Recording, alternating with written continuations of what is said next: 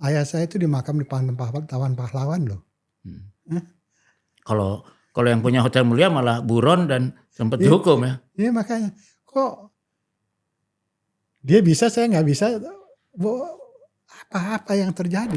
Ya siapa yang diuntungkan? Eksekusi ini untuk siapa? Iya, karena sampai dia beroperasi lagi semuanya rugi kan. Bang Ponco mau menyampaikan apa sama Saya Presiden? tulis surat sama Presiden. Pak, kalau negara perlu saya serahkan hotel saya.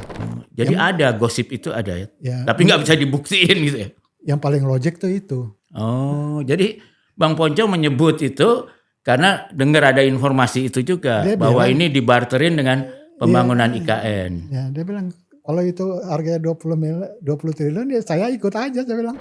Ini ada satu kegiatan yang tadinya bayar 100 miliar per tahun dengan aksi ini Berhenti. jadi nol. Saya tuh bingung siapa yang diuntungkan.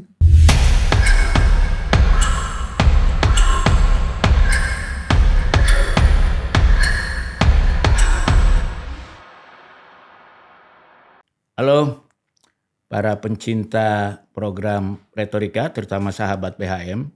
Ketemu saya lagi nih, Bambang Harimurti. Dan hari ini saya ketemu sebetulnya senior saya lebih dari 5 tahun. Saya udah kenal lama tapi beliau kali belum terlalu lama kenal saya. Tapi saya tadi udah minta izin, boleh nggak saya sebut sahabat BHM? Saya udah dapat izin jadi saya boleh klaimnya. Inilah Bang Ponco Sutowo ya. Bang Ponco Sutowo ini baru aja ada diberitakan banyak karena masalah satu tempat yang jadi landmark lah. Dari waktu saya pertama tahu tuh kayaknya sesuatu banget tuh. Ada namanya Hotel Hilton. Pokoknya the best hotel in town lah kira-kira gitu. Nah tiba-tiba bulan lalu ya tanggal 18 Juni dieksekusi oleh pemerintah dengan alasan lahannya sudah selesai waktunya ya. Dan belum ada perpanjangan AGB-nya sehingga harus dikosongkan kan kira-kira begitu. Tapi karena merasa ada yang menurut paling nggak di mata Bang Ponco nih ya, itu adalah tidak begitu ceritanya. Jadi Bang Ponco menganggap perlu diluruskan. Jadi ada bukan perlawanan namanya, ada penjelasan lah dari versinya Bang Ponco. Tapi sebelum itu saya sih lebih concern kalau nggak salah ada 800 orang ya kita kerja di situ ya. Itu betul Bang ya, sekitar 800. Ya ada ya sekitar itu. Ya, nah, dan itu kebanyakan udah lama ya. Udah senior ya. Dan setelah tidak beroperasi lagi, setelah disegel oleh pemerintah pada 18 Juni, apa yang terjadi pada mereka? Ya harus dipensiunkan. Oh, jadi gaji bulan Juni sudah dibayarkan, lalu setelah itu di PHK lah Pak, ya, hak pensiunnya segala dibayarkan gitu. Wah sedih juga dong Bang. Ya uangnya satu masalah, tetapi akumulasi keahlian itu yang lebih menyedihkan. Oh mereka ahli-ahli di bidang mengelola ini. Itu termasuk yang pertama ya di Indonesia ya? Banyak hotel-hotel di Indonesia itu alumni hotel saya gitu. Oh jadi kayak Citibank gitu ya? Kayak Citibank gitu. Jadi kalau kita ke hotel-hotel di mana-mana tuh banyak senior-seniornya tuh bekas di Hilton ya? Jadi yang saya sayangkan itu hotel itu industri jasa. Iya. Value-nya pada service. Iya. Quality of service. Quality of service itu bukan sekedar uang. Itu perlu latihan, talent, pendidikan. Dan itu disayangkan.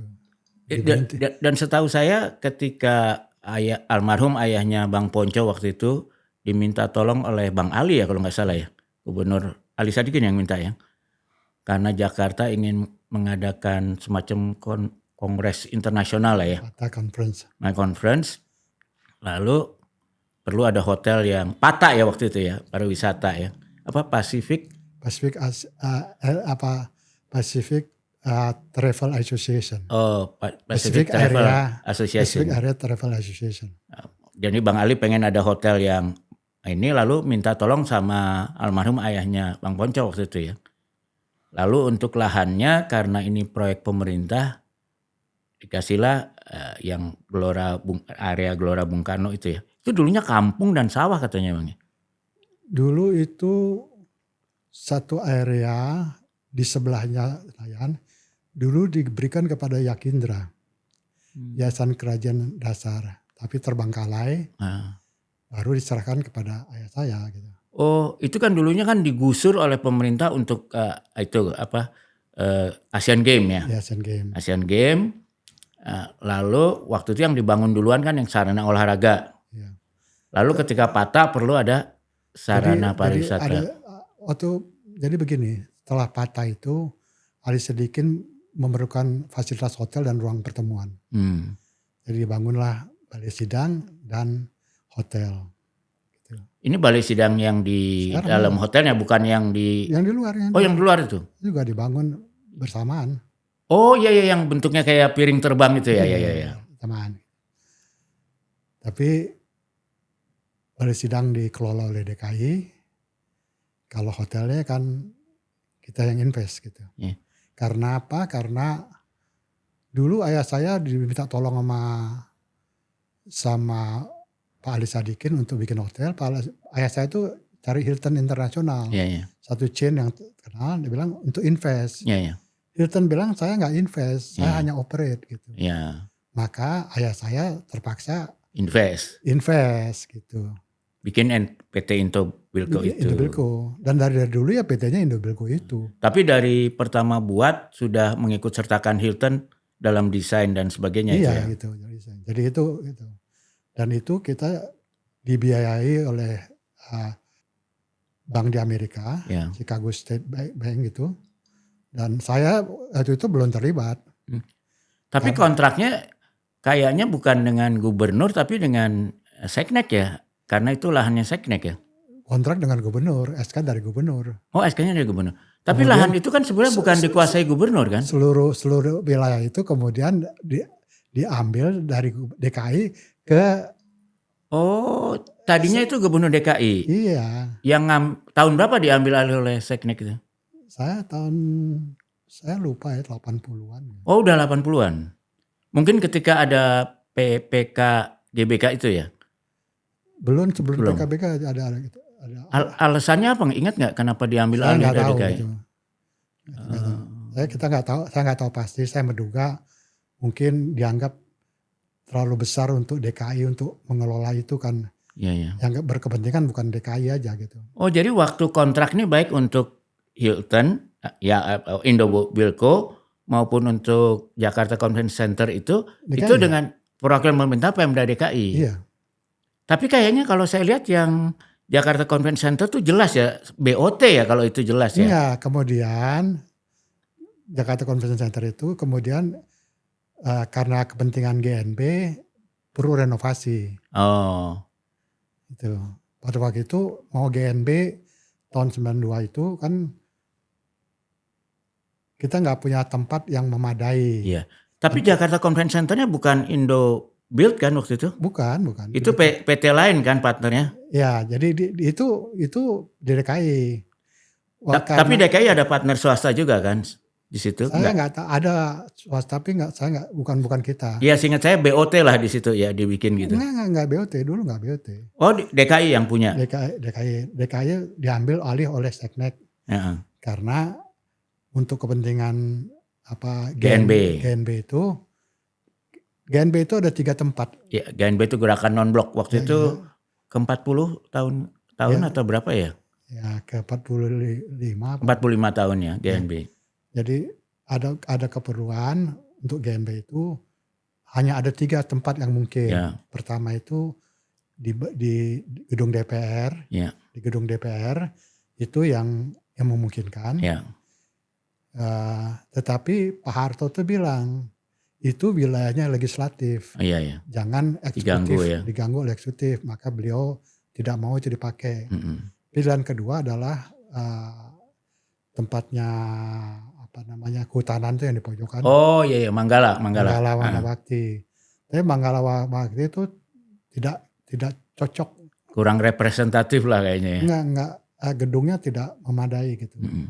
Yang paling mungkin di Balai Sidang itu, dan Balai Sidang itu juga harus direnovasi. Renovasi total ya. Ya. Nah, untuk itu saya ditawarkan pemerintah untuk membangun. Dan saya selesaikan pembangunan itu dalam waktu 10 bulan. Termasuk terowongan bawah tanahnya itu ya? Gitu. Dan itu saya selesaikan. Itu uang sendiri waktu? Ya uang sendiri, uang saya.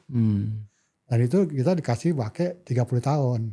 Oh. Gitu ya. Dan itu tahun berapa ya? Tahun 91 ke 92. 92 kan itunya. 92. Jadi 30 tahun sampai 2022. 22. Jadi kita dikasih grace period, habisnya tahun 2023. 23 ya. Oke, itu yang Convention Center Balai Sidang. Ya. Terus itu kita punya hak untuk diperpanjang. Ya. Itu pun nggak diakui hak kita. Oh. Diambil over 2 tahun lalu, diambil over sama mereka. Oh, jadi diambil overnya tahun 2023? 23 rasanya. Jadi masih pemerintahan yang lama nih ya? Iya diambil gitu. Ya. Dan sampai sekarang juga menurut saya mungkin kapasitasnya tinggal separuh ya. Iya. Karena kan malah dipakai untuk pameran-pameran yang... Bukan, artinya mengelola itu juga nggak sederhana kan. Iya. Mengelola itu sederhana, kita punya keterikatan sama dia, kita punya hak prerogatif. Kan dia BLU, dia nggak boleh operate, dia mesti kasih sama orang lain. Iya. Maka kita mestinya prosperity. Ya. Kecuali tawaran orang itu lebih murah, lebih bagus dari saya. Baik. Sampai hari ini dia nggak bisa tunjukkan bahwa penawaran itu lebih bagus. Oh, yang ngelola siapa sekarang partnernya di situ? Nggak jelas itu. Katanya koperasi karyawan, tapi kan nggak mungkin koperasi karyawan, mana punya kemampuan. Ya. Artinya. Tapi emang sekarang cenderung mengumuh itu ya di situ ya. Jadi dulu kan sangat wah banget ya. Itu kan ketika saya bangun itu kan merepresent Indonesia gitu. Saya itu terbang ke New York loh untuk itu. Belajari. Masih ingat nggak Bang? Atau boleh tahu nggak biayanya berapa tuh bangun itu dulu? Kira-kira 200 juta US. 200 juta US. Wow. Dalam 10 bulan. Dalam 10 bulan. Gitu. Dan. Tapi itu setelah kembali 30 tahun, was that a good investment atau enggak tuh 200 juta dolar? Oke lah, we get our money back, tapi belum seperti apa yang kita harapkan. Ya, enggak untung-untung banget tapi enggak rugi lah gitu ya. Karena 5 tahun pertama kita rugi. Karena bikin 10 bulan, bikin gedungnya 10 bulan. Desain bisnisnya kan nggak bisa 10 bulan. Karena itu kan kita tiba-tiba dapat ini. Itu karena saya yakin aja ini bisa selesaikan, kita ambil gitu. Tapi nggak rugi lah ya, you get your money back dan a little profit lah gitu ya. Dan saya di situ malah dikasih bintang jasa sama Pak Harto karena menyelesaikan itu. Karena pada waktu itu Pak Renal Mutar itu bilang nggak mungkin bisa selesai. Menteri PU waktu itu ya? Iya, Menteri PU itu nggak bisa selesai. Saya bisa buktikan saya selesaikan. Pakai kontraktor apa waktu itu? Masih ingat? Nah, lokal aja. Lokal aja ya? Itu kan masalah apa? 10 bulan tuh ya? Project management yang penting, bukan soal siapa kontraktornya. Saya sampai sekarang masih suka kagum tuh kalau jalan di bawah itu lihat. Dan itu kan dipasang lukisan-lukisan itu. Ya. Dan itu ini industri jasa gitu. Industri jasa itu seperti lukis lah. Iya. You have to understand the art untuk jasa, bukan bangunan sih gampang. Tapi saya juga penasaran juga selain konvensional itu yang 2023 udah diambil ya karena tidak diteruskan setelah BOT. Lalu ini Hotel Sultan yang sekarang sedang masih silang pendapat. Indobuildco tuh ada lagi di bidang ini aja.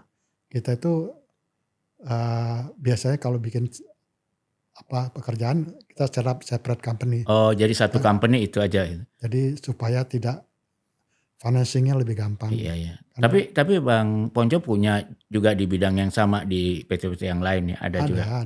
Ada. Jadi waktu saya ambil alih Indobilco juga dalam keadaan rugi itu.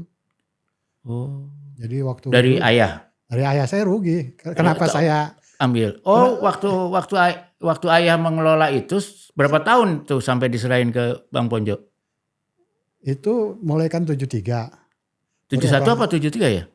Oh, ininya kontraknya 71. Ya, kontraknya sama. Oh, beroperasi 73. Bukan, kontrak sama DKI 71, tapi kita mulai proyek 73. Dan Patakovnya 74, tapi kita beroperasi penuh itu 76. Oh, baru 76 berapa sih? Saya masuk baru tahun 83, 82. Oh. Sudah berantakan di bank. Iya. Berantakan, saya beresin gitu. Iya. Itu termasuk eksekutif klubnya ya kan? Saya ingat ada eksekutif klub pertama tuh ya di Indonesia ya. Jadi itu masuk, boleh bilang pioneer lah dalam service industri dalam perhotelan. Jadi dari tahun 76 sampai 86, 10 tahun pertama dikelola sama almarhum tuh, mungkin beliau nggak fokus ya kan, waktu itu masih di Rut Pertamina kan. Dia nggak fokus. Nggak fokus ya. Kasih sama orang lain, wah berantakan. Berantakan, rugi ya. Nah, rugi. Satu hari saya ketemu sama lawyer Pak Gani Jemat. Iya. Karena urusan saya masih di Galangan. Dia bilang, Pun, kamu urusin dong hotel kamu. Urusan apa? Saya bilang. Pak Gani, itu hotel kamu mau disita sama bank. Oh, bank apa waktu itu inget nggak? Continental Bank. Oh, Continental Bank. Chicago. Chicago. Dari Amerika. Utang nggak disita. Jadi saya berunding, saya negosiasi sama bank sampai bisa jalan lah gitu. Boleh masih ingat nggak berapa tuh nilai pinjamannya yang sempat mau disita ya? Itu waktu itu 18 juta US ya. Oh, iya. Dan income-nya nggak ada income. Oh. Menghasilkan $10,000 aja nggak bisa. Waktu itu? Padahal operasinya kali setahun berapa perlu? Ya jadi saya. Apa yang dilakukan waktu itu diubah jadi? Ada dua hal ya saya kira. Pertama, size-nya terlalu kecil. Jadi turnover-nya terlalu kecil. Oh, waktu itu masih berapa kamar ya? Masih 400 kamar. 400 kamar. Sekarang kan 1.100 tambah 260 apartemen. Jadi ditambah tower ya sama? Tambah tower. Ya. Yang kedua, kalau ngurus pariwisata itu bukan hanya ngurus hotel. Ya. Industrinya harus diurus. Ya. Maka saya terjun di industrinya jadi ketua PHRI. Ya. Ngurus hotelnya. Pada waktu zaman saya, ya industri pariwisata itu majunya double digit. Oh. Sampai tahun 97. Kena krisis baru dia turun. Ya. Jadi selama 10 tahun tuh naik terus ya? Ya, dia double digit gitu. Ya. Itu yang menyebabkan kita berhasil gitu. Sebetulnya pariwisata itu potensinya besar gitu. Itu kalau yang Hilton Tower-nya itu tahun berapa dibangun? Jadi saya mulai bangun lagi 83, 84 saya bangun. Loh bukannya 86 ngambil opernya? 83 saya masuk. Oh 83 masuk, terus mulai bangun itu. Bangun. Jadi kredit lagi dong? Hah? Ngambil kredit lagi dong? Iya kredit lagi gitu. Di restructure lagi kredit gitu. Itu nambah berapa juta dolar lagi? Banyak lah. Masih banyak, sekarang pun masih ada kredit gitu. Ya. Lalu jadi 1.200 unit ya, kamar dan apartemen. 1.100 kamar tambah 260 apartemen. Oh, 1.100 kamar hotelnya, 260 apartemen. 260 apartemen itu equal kira-kira 700 kamar lah. Jadi gimana ditambah lagi? Jadi 1.100 tambah 260 apartemen. Apartemen 260 kamar itu ekuivalennya kira-kira 700 kamar. Oh iya karena ada yang 2 unit yang itu ya. 2-3 kamar. 2-3 kamar. Dan itu kemudian in the blue lah ya, maju gitu. Maju sampai kena Krismon. Ya. Rugi lagi itu. Rugi lagi Krismon. Berat ya? Iya rugi berat itu. 2 tahun tuh ya atau 3 tahun malah mungkin. Maju lagi gitu. Udah kita selesaikan banyak persoalan. Kena COVID lagi. Iya. kena COVID lagi kita beresin gitu. Ya. Terakhir kena urusan Badai ini ya. gitu. Saya nggak ngerti buat pemerintah ngambil tuh manfaatnya apa. Tapi benar nggak ini kan kita harus saya cek juga sama yang bukan wakil pemerintah lah yang terlibat di Subang sana. Katanya sebetulnya pemerintah menawarkan, kan pemerintah bukan ngambil gedungnya ya, ngambil lahannya lah. Dia menganggap itu lahannya harus kembali ke pemerintah.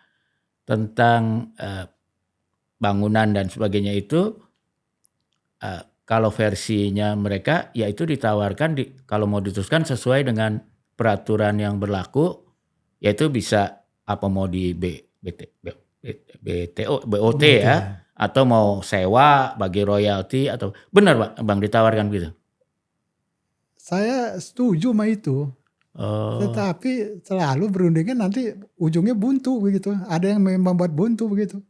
Oh, jadi sebetulnya Bang Ponco tuh setuju. Iya. Jadi Bang Ponco tuh setuju lahan ini dikembalikan ke... Ya, artinya kita anggap ini lahan begini. Lahan itu lahan HGB murni. Kalau mau dibikin HGB resaper boleh. Berunding gitu. Oh iya. Jadi oke, ini mungkin supaya nggak bingung orang. Jadi karena dulu itu Indobuildo sudah punya HGB di 26 dan 27. Ya. Jadi sengketanya adalah apakah HGB 2627 itu HGB di atas lahan negara biasa atau di atas lahan HPL-nya si Gelora ya, Gelora. Nah, kalau menurut pemerintah yang versi sekarang itu di atas lahannya Gelora ya. Tapi menurut Bang Ponco ini sebetulnya bukan di atasnya lahan Gelora gitu. Nggak mungkin. Nggak mungkin kita bisa beroperasi begitu jauh kalau itu dari tanah Gelora gitu. Ya. Gampang dah. Satu hari tahun 80, tahun 90 itu jalan tol itu perlu motong sedikit halaman. Jalan tol. Ya. Itu pemerintah ganti sama saya itu. Oh. Kalau itu punya pemerintah kan dia nggak usah ganti sama saya. Ya. Oke, jadi ini supaya lebih jelas lagi. Jadi versi pemerintah yang sekarang ini itu di atas HPL. Iya. Versi yang menurut Bang Ponco itu salah karena itu sudah mendahului HPL-nya kira-kira gitu kan. Jadi begini, ini HPL kan baru di 89 dan walaupun diajukan sejak 71 ya katanya. Enggak ada HPL 89. Ya enggak, kalau versi pemerintah kan yang sekarang ini katanya Gelora itu ngajuin 71 tapi mana ada, nggak ada ya. Lalu kemudian tahun berapa ngajuin lagi nggak jelas juga. Baru tahun 89 keluar. Enggak, itu nggak ada itu. Nggak ada keluar. HPL itu menurut saya dimaksudkan, kalau feeling saya ya, dimaksudkan untuk menertibkan bangunan-bangunan sekitar Senayan. Ya, karena itu ada beberapa yang dilepas pada itu. Dan pada waktu HPL itu dibikin, juga ada laporan dari direksinya Senayan waktu itu. Waktu itu yayasan apa. Yang bilang yang sudah dilepas macam-macam termasuk Indobuildo. Oh. Gitu. Jadi dan itu semua sebetulnya nanti dia bermuara tahun 2003 waktu perpanjangan. Ya. Bang, kalau saya lihat dari jadi kan kira-kira gini. Itu sengketa nomor 1 adalah pemerintah menganggap HGB Abang nih yang itu 26 dan 27 itu udah ada dari dulunya di HPL. Itu yang dibantah ya kan. Karena buktinya yang tadi ada jalan tol, pemerintah aja bayar ke itu kan, kalau harusnya bayarnya ke HPL kan, bukan ke HGB. Dan kedua HPL-nya 89. Tapi sebenarnya kuncinya kan kalau saya baca-baca ya Bang, ini kan sebetulnya kontrak antara Indobuildo dengan Pemda DKI ya mestinya ya. Iya. Itu tanggal 19 Agustus 1971, betul ya? Iya. Kalau menurut data yang ada di pengadilan. 571. Jadi itu kontrak itu abang masih punya? Ada. Nah, kalau di kontrak itu persisnya bilangnya. Jadi itu ada SK penunjukan wilayah. Itu kan dari gubernur. Gubernur gitu. Berdasarkan SK itu kita majukan HGB. Nggak ada cerita HPL. Lalu HGB-nya diberikan. Untuk 30 tahun. Tahun 71 HGB pertama keluar. Ya. Cuman itu satu blok. Kemudian kita pisah jadi 2 HGB. Mula-mula malah keluar untuk satu-satunya. Ya. Terus oleh siapa? Pak Ibnu atau Bang Ponco? Ya, saya belum ikut. Oleh Indobilco dipecah jadi 2. Gitu. Jadi 2 HGB. Ya, supaya bisa untuk dibangun lah gitu. Ya, jadi itu tahun 71 juga? 73. 73. Jadi 73 keluar jadi pecah jadi 2. Ya, 73. Mula-mula HGB nomor berapa Bang, masih ingat gak? Kalau saya enggak yang ketika masih gelondongan itu. Nomor 50 apa? Jadi HGB nomor, kok bisa? Oh, karena tahunnya beda ya? Ya, gitu. Jadi mula-mula HGB satu gelondongan gitu. Tahun 73 dipecah 2. Ya. Jadi kemudian yang satu ini yang dibangun untuk hotelnya dulu yang 26 apa 25 dulu? 26 apa 27 dulu? 26 mana hotelnya? 26 dulu dibangun hotel Hilton itu ya. Kemudian yang 27 itu untuk yang towernya atau yang enggak? 27 itu dulu Indonesian Bazaar. Itu ada tempat jual-jualannya itu di belakang itu. Oh, bazar. Bazar itu. Kalau yang tower itu di nomor berapa itu? Sekarang tower ada yang sebagian di 26, ada sebagian 27. Oh, itu ya, ngomong gitu. Nah, kemudian tahun 2001 kan 2001 habis. 2003 habis. 2003 habis. Lalu diperpanjang. Yang kemudian orang BPN-nya, kepala BPN DKI-nya dipidanakan tahun 2004. Iya kan? Dinyatakan bersalah tapi PK menang bebas. Jadi dia dikurangi atau dinyatakan tidak bersalah? Tidak bersalah. Oh, jadi artinya memang dia dihukum cuma 3 tahun. Ya. Jadi waktu PK-nya keluar, dia sudah di luar. Siapa yang namanya? Aku lupa. Robert ya. Jadi Pak Robert ini sebagai kepala BPN yang ngeluarin itu, dia tahun 2004 dipidana ya. Dipidana lalu kemudian dihukum 3 tahun. 3 tahun. Tapi sampai inkrah. Tapi setelah PK dia menang. Sewaktu itu Bang Ponco juga dipidana juga kan? Saya dipidana, bebas saya murni. Dari apa? Di level apa bebasnya? Di PN. Oh, di PN langsung putus bebas murni? Bebas murni. Orang saya minta perpanjangan. Saya salah apa minta perpanjangan? Iya. I see. Saya minta apa pertolongan? Pak Robertnya masih ada sekarang? Masih. Pak Robertnya bisa dipakai saksi. Iya. Dia bilang karena apa? Kalau itu HPL itu mau berlaku, ada syaratnya. Ada 2 syarat. Yang penting yang tidak punya gitu. 1 ada pelepasan hak dari saya. Oh, diberikan kepada HPL. Iya, itu nggak ada. Tapi jangan lupa HPL ini bukan buat saya sendiri, seluruh area. Yang lain kasih, dari saya nggak ada. Dari Indobilco nggak ada. Karena yang lain itu kan banyak ya, ada Plaza Senayan misalnya ya. Iya. Ada hotel termasuk Hotel Mulia kan ya, Hotel Mulia. Iya. FX. Terus itu komplek Senayan lah itu, komplek Plaza Senayan. Kalau Hotel Mulia itu malah nggak ada, belum dilepaskan. Dia dilepaskan. Ya masih terus, BOT-nya masih berlangsung kan? Ya terus gitu. Terus yang kedua nggak ada ganti rugi. Itu 2 syarat. HPL itu kan hak wewenang ya, bukan hak pemilikan, bukan hak asas tanah, wewenang. Ya karena tanahnya kan tanah negara. Cuma PPK GBK ini mendapat HPL atas lahan itu. Ya. Gitu. Untuk mendapatkan HPL itu ada syaratnya. Dimanapun HPL itu ada syaratnya. Mesti dibebaskan dulu. Oh.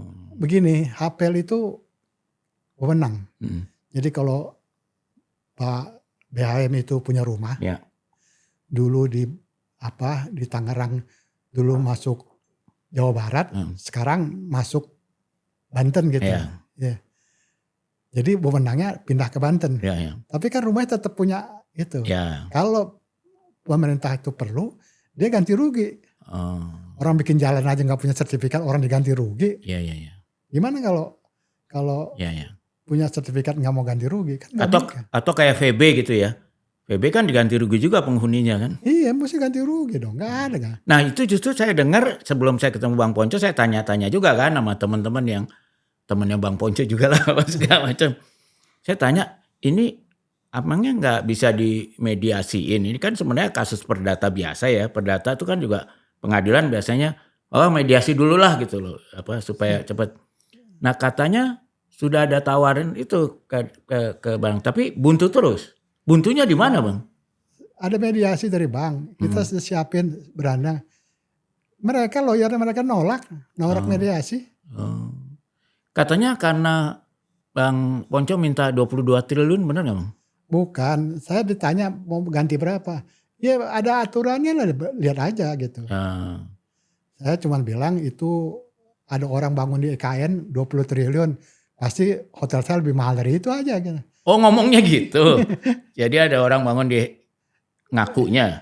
Ngakunya kan 20 triliun tuh yang Masa sih hotel 20 triliun Bang? Iya enggak di TV, media lah. Ngakunya bikin hotel 20 triliun. Jadi ini pasti lebih mahal gitu Bang. Ya saya bilang ya itu hotel nggak ada seperempatnya dari hotel saya gitu. Gitu. Tapi ngaku 20 triliun. Ya jadi saya mau bilang silakan. Nanti aturannya kan ada. Iya. Aturan ganti rugi kan nggak, masa saya bisa minta semau saya, memangnya kan itu ada peraturannya, ada perdanya, ada undang-undangnya. Ganti rugi kan ada aturannya. Ya tapi kan kalau ini juga supaya clear aja, HGB itu sendiri kan memang artinya ketika habis harus dikembalikan pada negara ya artinya. Gini. HGB itu habis bukan berarti haknya hilang. Iya. Karena kita bisa perpanjang. Kita mempunyai hak untuk perpanjang. Ya. Saya masih punya, jadi sudah diperpanjang 1 kali, perpanjang kedua untuk 30 tahun. Itu yang saya minta. Oh, jadi sebetulnya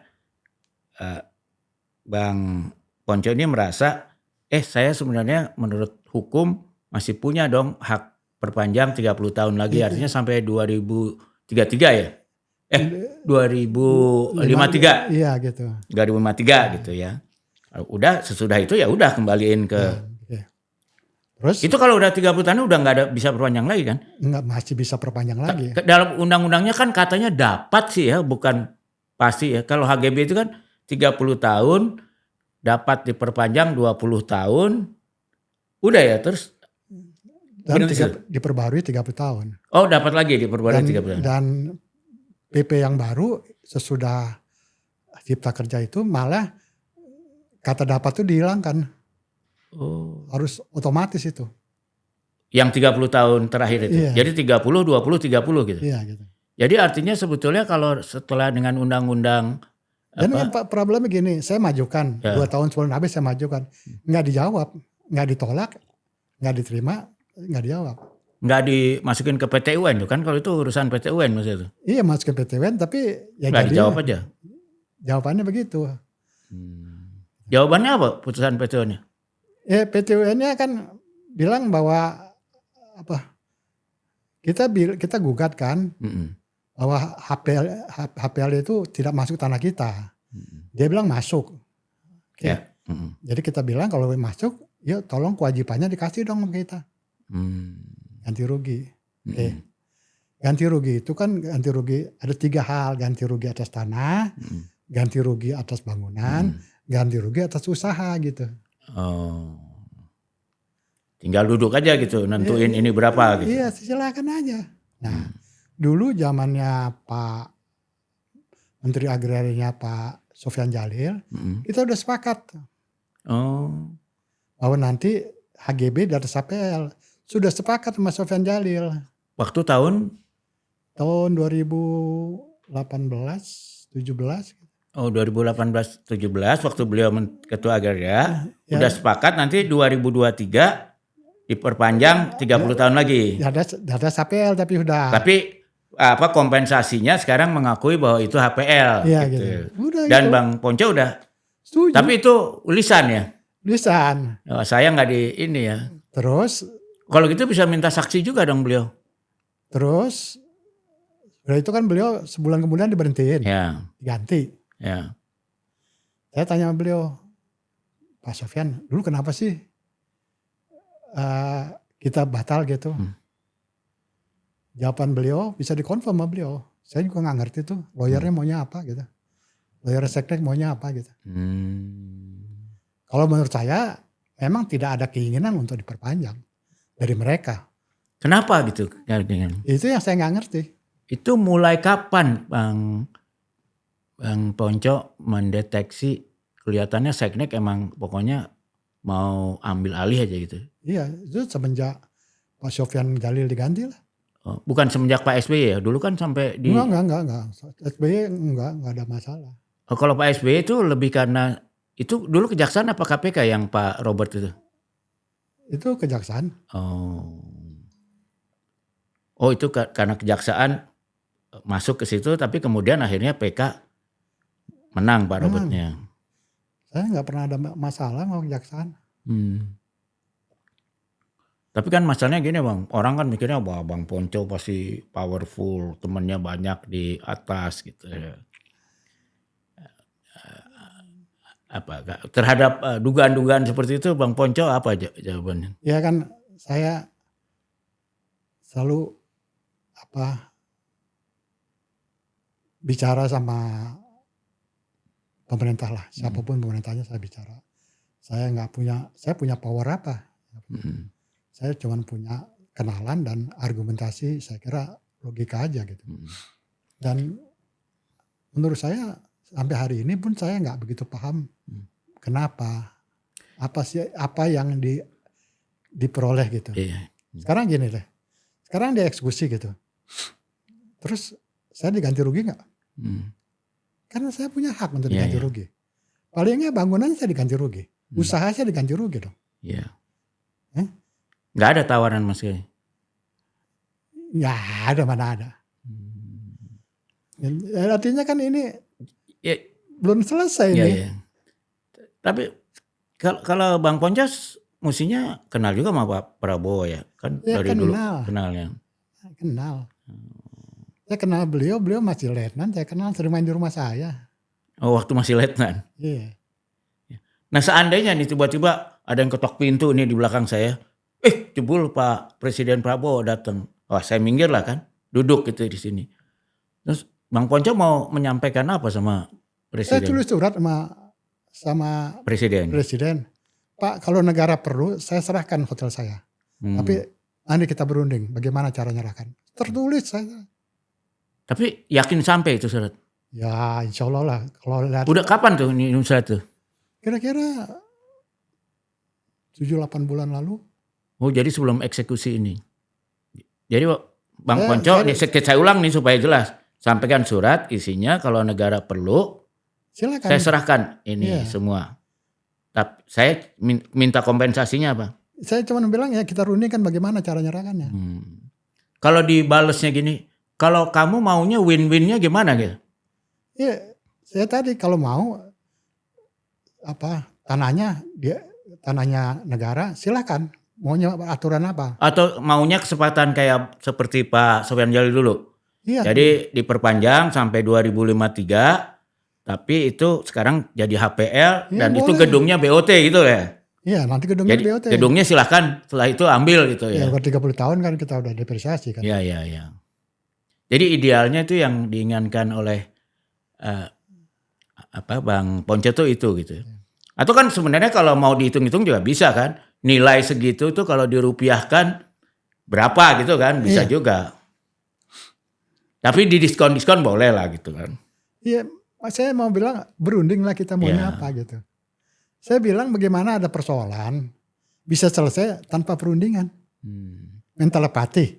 Tapi ini kan sebetulnya itunya boleh dikata penjurunya itu Menteri Seknek kan ya. Mensekneknya Pak Pras ya sekarang ya. Kalau sama Pak Pras? Saya belum pernah ketemu, tentang waktu nggak dikasih. Tapi sekarang tuh kan Bang kalau kita lihat sedih kan lihat itu. Gedung itu jadi kosong, dipasangin line. Mau dipakai nggak bisa karena itu kan masih punyanya, harus minta izin Bang Ponco. Terus mau apa ini? Jadi mangkrak aja gitu. Saya nggak tahu apa sih. Siapa yang diuntungkan dengan peristiwa ini, nggak ada. Ini kan terjadi sebelum zaman Pak Prabowo ya, udah terjadi di zaman presiden sebelumnya. Dan ketika itu kan Menteri Sekneknya Pak Pratik gitu ya. Bang Ponco pernah nggak ketemu sama Menteri Pratik soal ini? Berkali-kali. Dan apa kata beliau? Ya nanti kita cari nanti dia tanya sama stafnya bagaimana saya. Saya bilang maunya apa Pak? Dia nggak pernah jawab. Dia nggak jawab. Ya maunya apa gitu ya? Kalau stafnya ada yang jawab nggak maunya pemerintah tuh apa sebenarnya? Stafnya bilang serahkan aja. Saya bilang nggak bisa serahkan begitu aja. Mesti ada prosedurnya. Karena saya punya kewajiban sama orang lain. Saya punya kewajiban sama bank. Kalau saya serahkan kan saya yang nanggung. Korupsi saya perusahaan. Orang perusahaannya digade ke orang lain, saya kasih sama orang lain kan saya yang kriminal. Ini banknya bank pemerintah atau bank swasta atau semuanya? Ya macam-macam lah. Termasuk bank pemerintah ada juga? Sekarang pemerintah nggak ada karena kita lunasi semua. lunasi sama bank pemerintah. Tinggal bank swasta aja. Ya. Dan ada pihak lain yang kerjasama sama kita. Jadi kita kerjasama sama orang. Jadi waktu bayar bank itu kita kerjasama sama orang lain. Oke, yuk terusin, yuk bayar bank tapi kerjasama sama kita. Ada konsorsium orang sekelompok kita kerja. Oh ada orang yang membayarin ke bank itu tapi kerjasamanya sama dibayarnya dengan kerjasama gitu. Iya. Besar bang itu bang. Ya banyak lumayan lah. Jadi sekarang Bang Ponco ini tinggal nunggu Mahkamah Agung aja ya kalau gitu ya? Saya nggak ngerti. Menurut saya sih kita gugatan masih banyak. Enggak, tapi kan kalau yang saya lihat ini dasarnya pengosongan ini kan adalah keputusan pengadilan tinggi kan? Bukan keputusan, itu negeri atau tinggi? Negeri. Tinggi, oh negeri. Banding juga belum nih? Banding udah, tapi kasasi belum. Oh kasih.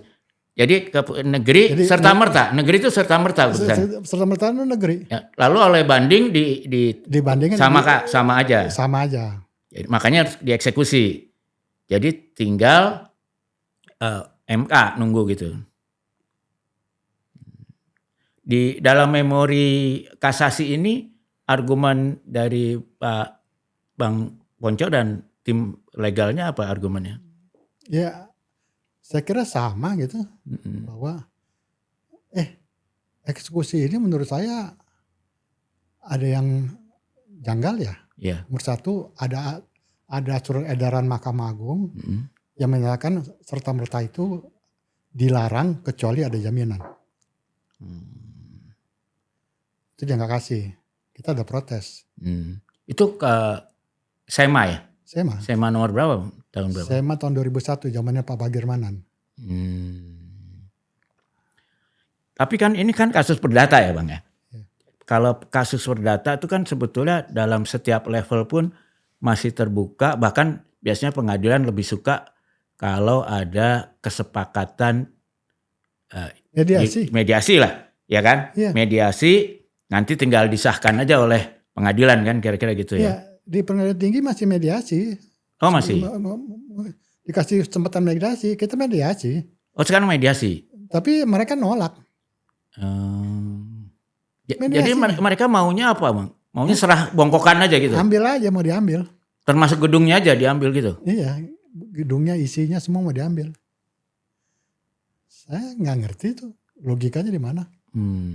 Padahal yang ditawarin oleh Bang Ponco ini adalah kalau maksimum itunya silahkan ini lahan diambil APA, bahkan gedungnya pun silahkan diambil setelah saya operate-kan sampai 53 gitu kan kira-kira ya.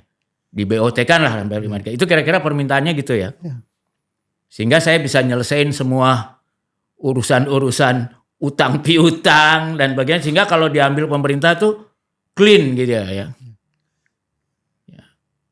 Dan mungkin sebetulnya kalau ruangannya gitu sebetulnya kan bisa ditawar dari situ kan sebetulnya. Iya kan? Ya itu kan saya bilang. Saya tuh nggak ngerti kenapa nggak mau berunding. Bukan saya yang nggak mau berunding. Kenapa nggak mau berunding? Boleh nggak kalau saya bilang mungkin mereka merasa kalau tidak dieksekusi gitu ya. Kan kalau kita bertengkar perdata ini, seringkali yang kita berusaha dapatkan adalah waktu in my side gitu kan. Waktu harus berpihak pada saya. Kalau gitu kan saya ulur-ulur juga nggak apa-apa karena waktu ada di saya. Nah mungkin mereka mau pindahin itu karena kalau kemarin kan dari 2023 kan status quo tuh tetap jalan gitu. Jadi mungkin pihak PPK ini bilang loh ini aku kalau ditunda terus juga ya untung di pihak sini gitu kan, sehingga mereka merasa mereka harus punya posisi supaya bisa saling ngalah lah gitu kira-kira kan. Kalau teori negosiasi ini Bang ngomongnya, soalnya dulu saya kuliah negosiasi juga, jadi kira-kira gitu. Itu boleh-boleh aja. Boleh ya. Tapi yang harus dipikul tuh damage kerusakan itu siapa yang nanggung ya. Nanggung. Sebenarnya paling bagus ada pihak tiga netral yang ngambil alih dulu kali ya Bang. Kayak kasus kan biasanya ada yang namanya akun sengketa gitu ya. Jadi mungkin ada kurator gitu ya. Kurator yang dua pihak setuju gitu ya. Harus dua pihak setuju kan. Ini dijalanin terus penghasilannya ditaruh di akun sengketa itu sampai ada keputusan yang ingkrah nanti. Jadi kan pekerjaannya bisa terus kerja ya kan. Kenapa nggak itu dikerjain? Tapi kalau itu diterima oleh Bang Ponco. Kalau ada mediator yang dua pihak setuju, percaya. Saya bilang maunya apa gitu. Iya. Itu kalau nggak mau berunding, mau bilang apa? Tapi menurut Bang Ponco ini kira-kira satu solusi yang oke nggak kalau pihak Bang Ponco katakan pihak kementerian ini kan ini langsung GBK-nya atau langsung dari kementerian sih? Dua-duanya. Dua pihak pemerintah ini sama Bang, oke deh tunjuk satu perusahaan yang menjalankan lah gitu ya, yang disepakati dua, katakanlah kali Rosan nunjuk siapa gitu BUMN, terus Bang Ponco taruh orang keuangannya di situ untuk ikut di dalam, dari pemerintah ada BPK kali siapa, ini jalanin sampai ada ingkrah, sementara ini mediasi jalan terus gitu kan, mungkin nggak itu Bang? Ya kita terbuka kok Terbuka ya. Yang penting kan jadinya pegawai juga tenang ya kan. Saya cuma mau bilang jalan. Ini pekerjaan servis jasa. Kamu amburadul begini recovery-nya nggak gampang loh. Iya. Nggak tiba-tiba besok kalau kerja tambang tutup inare besok jual barang itu ada di tambang itu. Iya.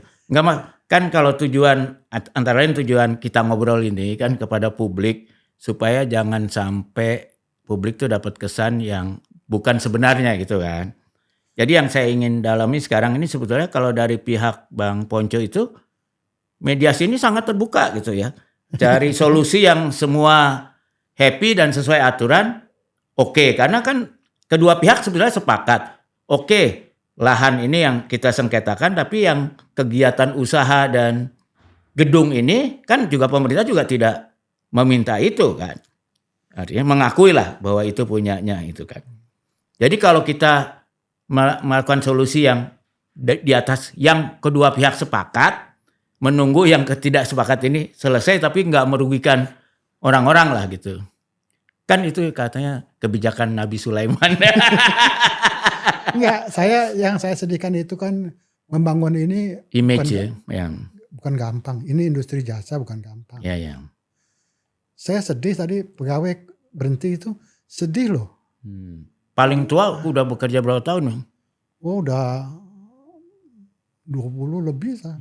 Itu gajinya antara berapa sampai berapa Bang? Nggak tahu lah saya nggak. Kemarin cuma dilaporin bahwa kita sudah sepakat untuk bayar pesangon. Tidak dalam rangka force majeure, tapi juga tidak sepenuhnya seperti pensiun biasa. Oh jadi bukan 2P atau apa? Ya gitu. Tapi ya udah, mereka terima juga. Kasian juga ya. Ya, kesiannya itu orang itu kita latih bertahun-tahun, nggak gampang. Ya mudah-mudahan karena mereka udah well trained, banyak industri yang mau nyerap aja ya. Oh ya itu sih ya. Tapi kan to put everybody in one team itu itu lain ya, membentuk tim bukan membentuk orang per orang. Ya, tim itu susah, nggak gampang. Bang boleh agak menyimpang sedikit. Saya juga lihat ini ada semacam yang ingin menyerang Bang Ponco dan keluarga ya. Karena saya lihat Handara Golf itu juga sekarang mulai dibicarakan di DPRD. Katanya itu punya, abang dengar juga ini? Nggak, belum. Saya tadi Google aja lihat itu katanya Handara Golf itu di Bali. Itu juga katanya DPRD setempat bilang loh ini kan asetnya, bukan aset keluarga Sutowo. Dulu yang bebasin Pertamina gitu loh. Belum pernah dengar ya. Ini antara ayah saya, Pertamina dan keluarga itu jangan terlalu gampang-gampang gitu. Iya. Karena orang dulu mikir ini dibebasin sama Pak Ibnu Sutowo atau dibebasin Pertamina dijadiin satu ya dulu ya. Banyakan Ibnu Sutowo bebasin untuk Pertamina. Oh. Kita tuh dulu sudah ayah meninggal itu banyak ahli waris tuh menandatanganin dalam membantu Pertamina. Karena dulu yang bebasin ayah saya. Iya. Padahal itu untuk Pertamina. Iya. Makanya kita banyak gitu. Kalau terbalik nggak ada. Nggak ada ya. Beginilah. Kalau itu dibebasin untuk Pertamina, pasti Patra Jasa yang kan. Iya. Gitu. Iya. Tapi ini Bang, saya nanya, ini benar nih gosip ini gosip. Katanya karena ini mau dibebasin zaman Pak Jokowi itu, katanya ini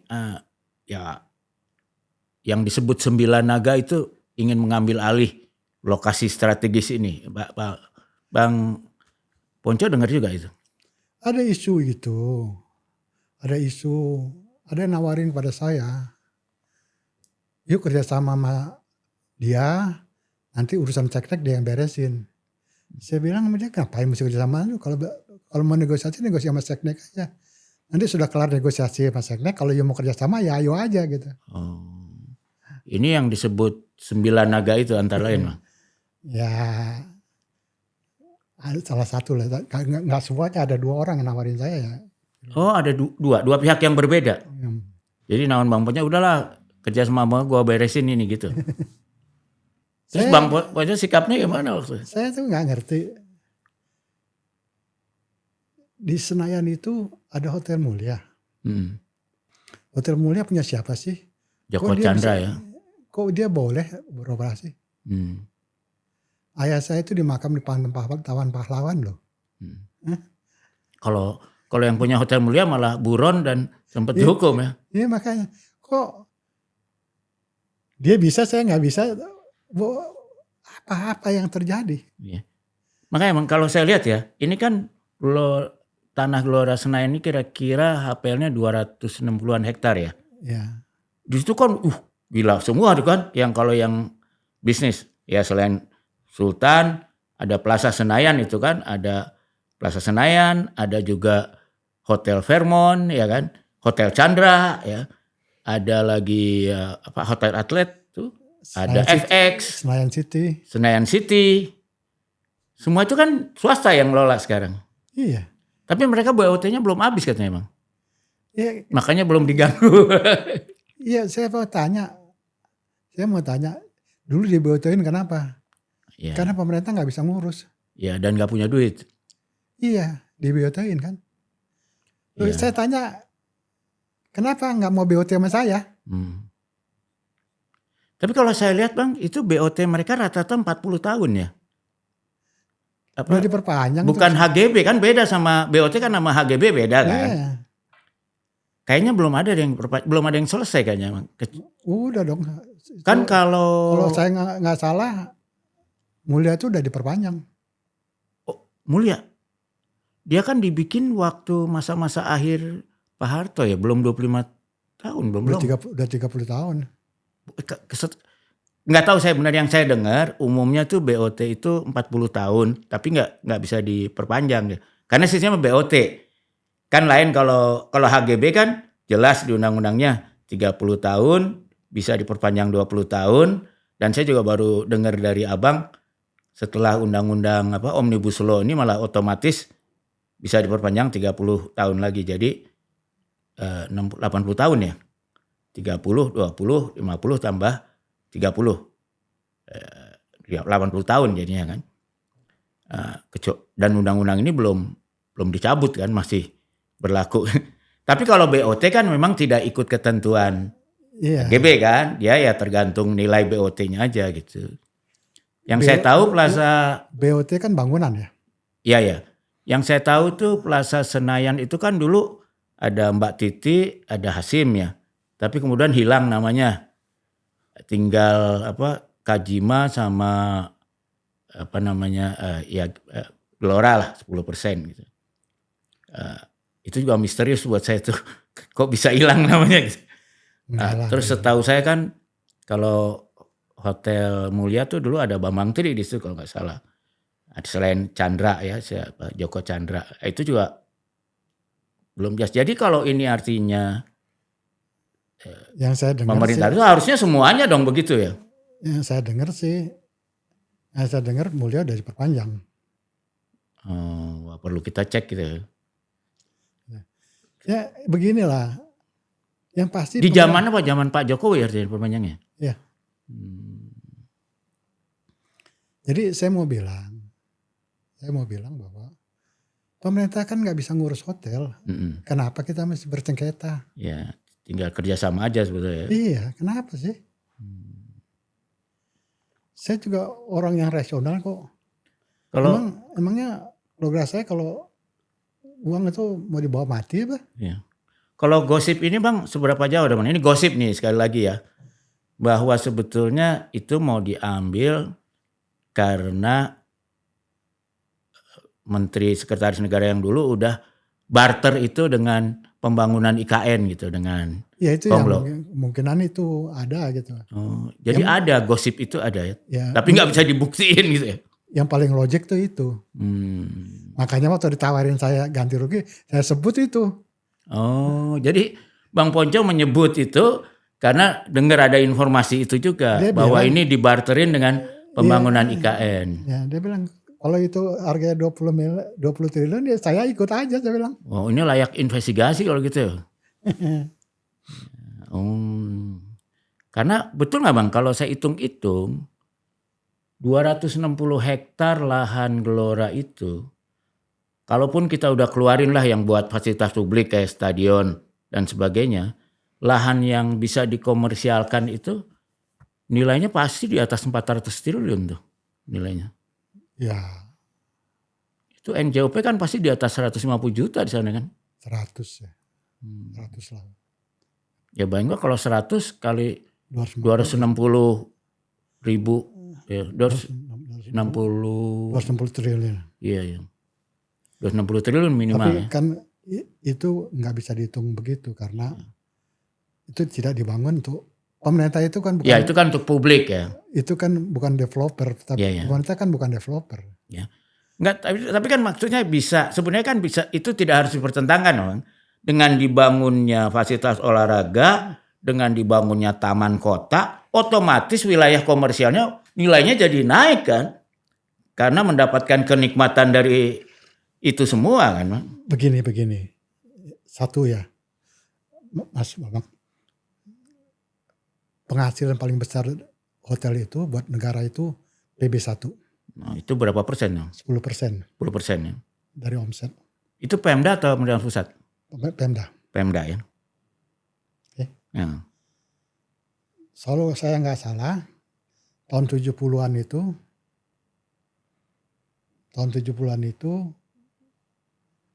PB1 itu berapa ratus miliar gitu. Kemarin saya cek di Google, PB1 itu sekarang buat DKI 80 triliun. Gila, 80 triliun PB1. Bang, 80 triliun itu itu kan hampir sama dengan nilai seluruh keuntungan BUMN dalam setahun kan. Keuntungan BUMN setahun itu kan dividen pemerintah kira-kira 90 triliun. Beda tipis. Saya lihat di Google aja gitu. Iya. Dan itu Bang hampir sama dengan royalti ekspor batu bara atau nikel pendapatan. Jadi itu yang saya mau jadi bilang. nilai tanpa kita harus gali-gali. Yang itu saya mau bilang sama Anda. Pemerintah dapat uang dari PB1. Ya. Bukan dari jualan aset. Mungkin pemerintah dapatnya Pemda ini karena Pemda yang dapat Bang, bukan pemerintah pusat. So what? Tapi pemerintah pusat kan juga dapat dari pajak yang lain kan. Iya. Ingat nggak Bang, terakhir Anda bayar pajak ke pemerintah totalnya berapa? Pemda DKI dan pusat kira-kira 100 miliar setahun. Setahun ya. Jadi ini ada satu kegiatan yang tadinya bayar 100 miliar per tahun dengan aksi ini berhenti. Jadi nol. 100 miliar setahun itu kan hampir 10 miliar sebulan ya, kira-kira 8 lah. 8 lebih miliar per bulan. Itu sekarang tiba-tiba nol ya. Jadi saya tuh bingung siapa yang diuntungkan? Ya, siapa yang diuntungkan? Eksekusi ini untuk siapa? Iya. Jadi itu ya pertanyaan. Mungkin kita karena waktunya udah selesai, kita akhiri dengan sebetulnya semua ini untuk siapa? Karena sampai dia beroperasi lagi, semuanya rugi kan? Pemda kehilangan uang, Pemda dan pusat 100 miliar setahun kehilangan, 800 pegawai terpaksa di PHK, ya. Mungkin ada bank yang bisa bermasalah karena Bang Ponco nggak bisa bayar utangnya dan partner bisnisnya. Terus untuk apa ini semua gitu kan? Iya, untuk apa? Sementara Bang Ponco menawarkan ada solusi yang bisa win-win. Kembali menghasilkan 100 miliar setahun, orang-orang nggak jadi PHK, ya kan? Dan lalu pemerintah juga nanti bisa dapat lahan itu. Iya, buat apa? Saya tuh nggak ngerti apa sih. Ini apa, dendam politik atau apa? Emang kalau dendam politik siapa yang merasa punya dendam sama Bang Ponco? Saya tuh menghalangi siapa sih? Iya. Saya menghalangi siapa? Nggak pernah menghalangi siapa-siapa. Iya. Ya akhirnya terpaksa curiga ini ada balas budi untuk investasi IKN ya paling ya. Ya paling itu paling curiga gitu aja. Curiga itu. Iya. Oke, terima kasih banyak Bang Ponco udah sebetulnya datang. Senayan itu potensinya besar. Ya. Tapi bukan begitu cara mengelolanya. Ya. Kalau saya jadi pemerintah, saya akan cari orang kayak saya untuk mengelola supaya. Nah ini ngomong-ngomong ini karena pengalamannya kan udah berapa puluh tahun mengelola itu ya. Seandainya Bang Ponco ini diminta mengelola itu keseluruhan gelora itu, Bang Ponco berani bilang pemerintah dapat berapa dari pengelolaannya harusnya minimum? Bicara turnover atau bicara? Atau terutama pajak dan dividen dan sebagainya. Kalau menurut saya barangkali 4 triliun ya setahun. 4 triliun setahun? Dari pajak dan dividen dan segala macam. 4 triliun Bang setahun. Itu kan 40% anggaran DKI. Itu begini. Di mana-mana pariwisata itu. Taruhlah Maldives ya. Itu investor tuh dikasih tanah gratis. Yeah. Okay. Pemerintah dapat dari mana? Dari pajak. Pajak itu kira-kira 26-27% dari omset. Ya. 26-27% omset. Ya itu sama. Saya jadi nggak usah pariwisata Bang. Itu dulu kilang minyak di Singapura kan praktis tanahnya gratis tuh. Shell tuh dapat. Ya pemerintah dapat tenaga kerja, pajak dan juga services pada pelabuhan kan. Jadi semua kapal-kapal bisa gitu. Ngitungnya harus holistik gitu ya, nggak bisa. Saya mau bilang itu Senayan itu kalau kita organize event. Saya punya anak-anak nonton show apa di Australia, ngapain di Indonesia bagus kok. Iya. Itu dipakai aja. Kayak Gangnam di Korea, itu berapa triliun bisa. Iya. Masa kalau itu aja bisa 20 triliun, pajaknya kan kira-kira 4 triliun gampang. Di situ padahal udah ada MRT-nya, udah ada segala macamnya ya. Omset begitu gede. Ya. Saya aja yang cuman 5%, nggak sampai 5% dari jual itu bisa menghasilkan 100 miliar. Iya. Iya kan itu berapa hektar Bang? 13. Jadi 13 hektar aja bisa menghasilkan pajak 100 miliar. 100 miliar per tahun ya, pajak Pemda maupun pemerintah pusat. Ini ada 260. Iya. Jadi 20 kali lipat kan? Ya. Jadi harusnya paling enggak ya 20 triliun lah. 2 triliun lah paling enggak. 2 triliun hari ini. Hari ini ya.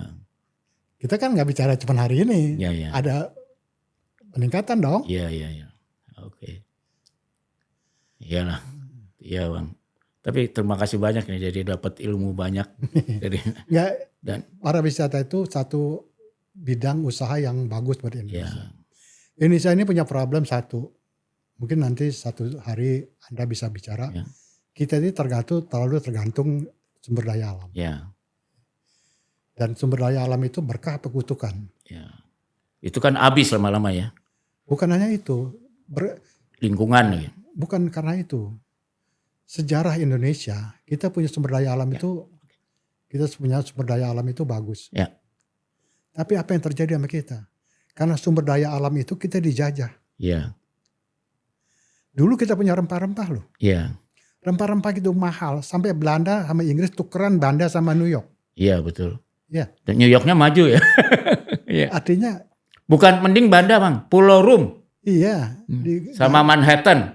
Iya diganti. Iya. Artinya berapa nilai rempah-rempah itu? Iya. Apakah kita rakyatnya maju? Tidak, kita dijajah. Iya. Itu yang selalu ayah saya bilang, celaka orang kaya tapi bodoh. Iya. Selama kita nggak bisa mengurus kekayaan alam kita, maka itu yang jadi kutukan. Iya. Ya. Dan itu juga Bang, kan kalau pariwisata itu investasi yang paling banyak menghasilkan tenaga kerja ya. Paling murah lah. Jadi investasi sekian dolar, tenaga kerjanya paling banyak. Apa istilahnya? Aluran cipratan. Hilirnya. Trickle down ya. Trickle down efeknya paling besar itu pariwisata. Iya. Pariwisata. Kalau Bali itu ada kekayaan alam apa? Nggak ada itu. Iya. Rakyatnya maju tuh. Iya. Padahal nggak punya SDA ya. Nggak ada. Bahkan dulu kelaparan zaman dulu. Iya. Kenapa kita pusing sekarang kita tuh seolah-olah SDA tuh segala-galanya gitu. Ya. Itulah paradok Indonesia kan. Alamnya kaya tapi rakyatnya miskin. Karena ada kesalahan dalam kita menangani sumber daya alam. Sumber daya alam itu syaratnya gitu. Harus dikelola sendiri dengan baik. Ya. Tidak bisa dikelola dengan baik oleh orang lain atau dikelola sendiri dengan tidak baik. Jadi ini kita lihat ya contoh ya. 13 hektar yang tadinya menghasilkan minimum 100 miliar pajak bagi Pemda mau pusat di luar 800 tenaga kerja dan keluarganya. Setelah intervensi pemerintah ini apa hasilnya kan gitu. Juga kita lihat bagaimana pengolahan 260 hektar lahan gelora itu. Mungkin ini perlu diaudit benar ya dan dinilai gitu ya. Dan saya dengar Gelora Senayan itu bilang hasilnya dia tahun lalu itu 800 miliar. Omset. Omset ya, bukan net ya. Bukan omset. Omset itu 800 miliar, 350 miliar itu datangnya dari Bali Sidang. Oh. Karena diambil. Iya. Dan yang pajaknya berapa palingnya? Pajaknya nggak dibayar. Aduh. Kan dia BLU, dia nggak bayar pajak. Dia BLU nggak bayar pajak ya. Ya itulah kalau presiden bilang ada paradok Indonesia, inilah paradok Senayan kira-kira gitu ya. Oke, mudah-mudahan paradoknya kita bisa selesaikan doang. Kita harus selesaikan dengan optimis. Terima kasih banyak udah datang. Mudah-mudahan nggak kapok ya Bang. Sebagai sahabat PM kita ngobrol-ngobrol lagi. Siapa tahu lah pemerintah sadar dan bisa kita rayakan lah kesadaran pemerintah ini. Oke. Makasih Bang. Ya, terima kasih. Ya.